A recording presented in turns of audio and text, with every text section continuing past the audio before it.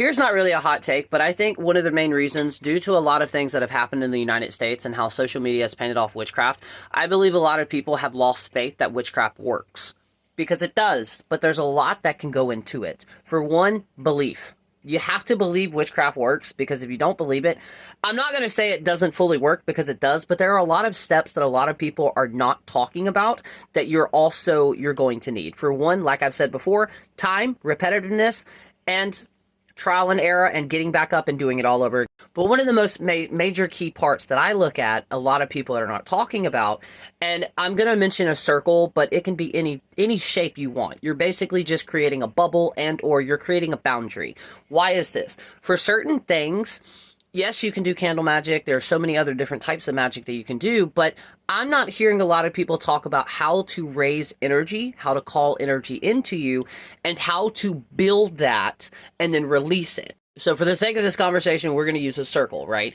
As above, so below. You're creating the circle for one, to protect yourself, because when you summon energy and you raise that energy, just like when you tap into your psychic abilities, you're a flickering flame, and there's a lot of things that get curious, so you can draw things to you, which is why you have that boundary of protection. But also, you're building the energy. Well, Lotus, how do I build this energy? There's a lot of ways you can do it. For one, you can tap into the energy around you. You can drumming, breathing, dancing, movement, singing. There's so many other ways that you build that energy. And the reason you're building this energy is, depending on what you're trying to do, you need a lot of energy to really get those major results. You releasing that boundary, or cutting open the circle, triangle, square, whatever shape you want to use, which if you do use triangles, you can also invoke elements. Just be cautious with that, because it can get a little dicey. But the point of this is to think of it like a firecracker, right? Yeah, you can easily do a spell.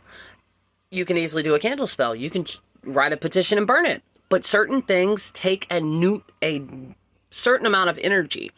And when you cut that boundary open, you're releasing the firecracker into the universe. So the energy is pushing your intention out as far as it can go. Then comes the homework and footwork. So if you want to know more, let me know and I'll make another video. That way, this is not like a 5-minute video.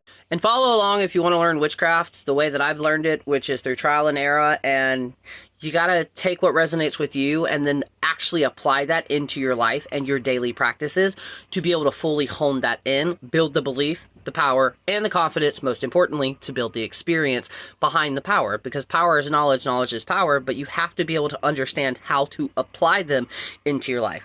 So hit that follow button, and if you got any more questions, let me know in the comments.